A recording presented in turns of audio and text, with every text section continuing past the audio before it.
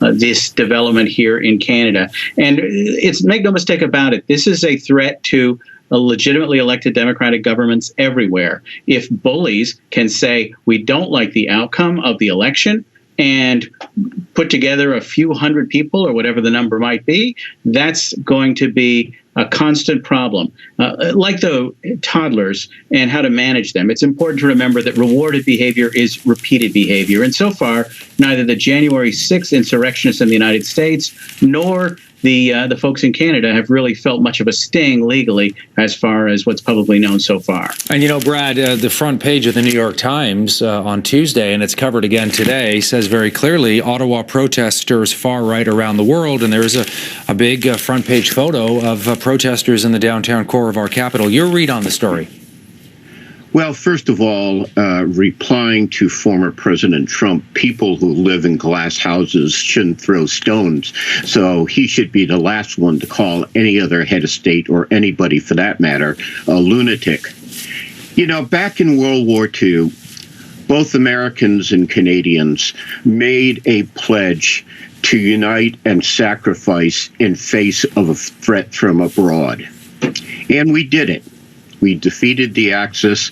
We lost family members. We went through food rationing, but we were tough enough to do it and meet the threat. I find it incredible now that after close to 1 million Americans have died, we're trying to export our COVID to Canada. Because a few people are afraid to get a little pinprick in their arm, or afraid or something to wear a mask. This is a time when all Americans and all Canadians should be making sacrifices to fight the COVID. And I find it irresponsible that, I'll just speak to Americans here, that Americans are trying to encourage the anti-vaccine protest in Canada because we have a higher responsibility to take care of our loved ones, our family, our children. And I'm speaking with someone who lost 2 friends to COVID, and I find these protests against the vaccinations incredibly selfish. We're going to bring in as well Thomas Rath, a Republican strategist who's joining us today from New Hampshire. And always good to see you, Thomas, and have you back with us here. Your thoughts on this? And we were talking about the former president weighing in, calling our prime minister a left-wing lunatic, but also money being raised by Republican groups and conservative groups being sent to these Canadian protesters, a sign of solidarity as well. As a Republican, your take on it? Well, first of all, I'll bet you that not every dollar raised goes to those people. I bet there's a fair amount skimmed off the top to pay for the operation these guys are going through.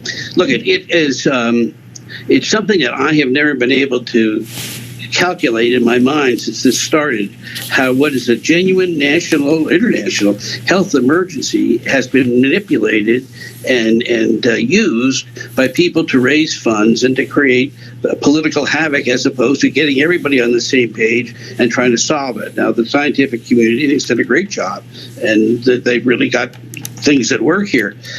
It's the idea that if you keep the pot boiling, you can go back and get more money and you can fund things other places. It goes beyond causing mischief to do actual harm. And they're trying to find a very narrow political advantage in very serious harm that's being rendered to folks all around the world. I think it is absolutely outrageous and contrary to the nature. It makes free speech seem bad. And Steve, the coordination as well that we see on an international level when these kind of stories come up, you'll see well-funded conservative groups in the U.S. and other right-wing groups that will lend their support immediately because they see it as part of a larger kind of global narrative, a populist narrative here that may have begun in the United States but now has spread to Canada and parts of Europe, Brazil, and on it goes. And that's why this is such an international threat. I mean, governments around the world have to know that if this hasn't come to them yet, it will come soon. You cannot imagine that you're going to be immune from this far-right movement that is creating mayhem in Ottawa right now. But it's important to note, too, that these activists do not really have a long-term strategy. The idea that they're going to be able to meet with the prime minister and the prime minister is going to resign, or any of the crazy demands that you've heard so far, this is not how democracies work. These are people who are really more interested in making a fuss and creating mayhem and basically trying to undermine legitimately elected governments. It's the strategy that would have been employed if Hillary Clinton had won in 2016. It was the strategy that was employed when Biden did win in 2020. And so now you see with January 6th and the current incidents in Ottawa and elsewhere in Canada, the kind of mayhem that pays off in terms of donations and just in terms of undermining any sort of collective action. It's a libertarian fantasy land. And, Brad, we're seeing protests and solidarity in places like Alaska, where truckers are there to show their support for what's happening in Canada. Elsewhere along the border, between Ontario and Michigan, for example, we've been looking at that too. And the president, Donald Trump, said earlier, that he was hoping this will create some kind of a similar situation in the United States. Again, maybe a rolling convoy that goes from west all the way to Washington. Well, I hope President Trump is wrong, like he's been wrong about just about everything else. He did a horrible job of fighting COVID while he was president. In all fairness, I think anybody should recognize that Prime Minister Trudeau did a much better job fighting COVID in Canada than Donald Trump did in the United States. And I think Americans should be applauding the Prime Minister and not doing anything to undermine his courageous fight against a deadly pandemic. Do you think there's a through line, Thomas, between what we saw in your country of January the 6th of last year and what we're seeing in Ottawa this year? Because some people have drawn sort of a comparison to the two, as Steve mentioned it as well. Your thoughts? Well, I think nothing happens in a vacuum anymore.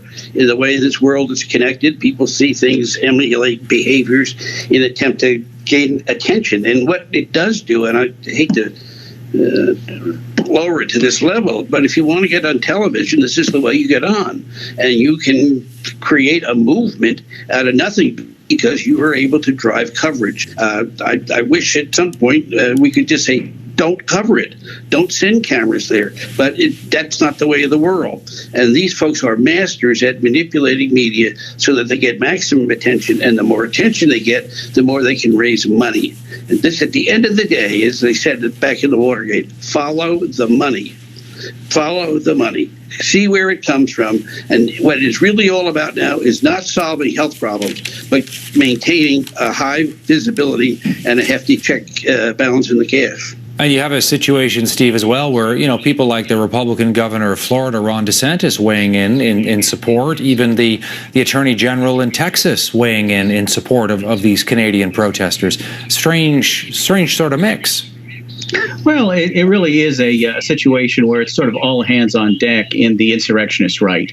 That's an international movement that's going on right now that's going to get the support of people in the United States who were supporters of Trump and were rejecting the outcome of the 2020 election. You're seeing it in Canada as well. I think this is why it really is important for the leadership of these countries to be much more prepared and much more able to deal with this. For the life of me, it seems to me that there has been plenty of time for these people to be heard in Ottawa, and the difficulties that people in the streets of Ottawa have had to face in terms of getting around, the blockades at some of these border crossings like outside Detroit, this could have significant economic consequences. I mean, when you think about all the things that could go wrong because these people want to throw a tantrum on television, it really is staggering, and it is really bad news. But you see, if your main goal is to make sure the existing government looks bad and fails, it doesn't matter that much how much you hurt. It doesn't matter if the stores are empty. It doesn't matter if the factory workers are laid off. It matters that you've been able to wound Trudeau or Biden or a Democratic blue state government. That's the point here. Hey, Brad, just quickly, I mean, a recent poll seemed to indicate that about a third of Canadians were at least in support or somewhat in support of this movement. And I wonder what you think that says. Well, that's pretty comparable to what I see polls in the United States. About a third of Americans are resisting the vaccines and the requirements. But I think it's more important to put the focus on the 2/3 of the people of both nations who think vaccinations and masks are a reasonable requirements to try to get rid of this curse once and for all. And lastly to you, Thomas, the risk potentially, if we just take a step back, of being too quick to dismiss some of the people who are taking part in this as sort of, right-wing fringe people who don't really speak on behalf of many people, and how that can sometimes just fuel this even further. I think you disregard it or you minimize it at your own risk. I take this very, very seriously. I've seen it in so many different forms for so long, and it's implemented now by the extent that you can get coverage, so it's even exacerbated. But if you say, oh, these are just a bunch of crackpots and they're going to go away, you're wrong. This is here. It's going to be part of what our culture is going to be for foreseeable future of time. The only way to beat it is with accurate information and having people of some degree of courage get up and say, no, that's not right. That is wrong. And we get the political figures who have the courage to do that, we're much better off. Republican Thomas Rath, Democrat Brad Bannon, and Steve Farnsworth, political commentator with the University of Mary Washington in Washington, D.C. Gentlemen, good to see all three of you. Thank you for this. Thank you. Thank you. Thanks, Tom.